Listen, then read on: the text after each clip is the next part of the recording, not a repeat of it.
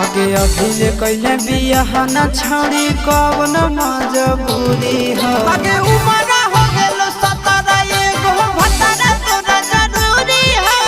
उमर हो गेलो 17 एगो भतारा तोरा जरूरी है। कौन गेलै मम्मी के तना छोड़ी जे तोरा घूरी है। आगे बन गेलै मम्मी कता न छोड़ी जे तोरा घूरी है। उमर हो गेलो 17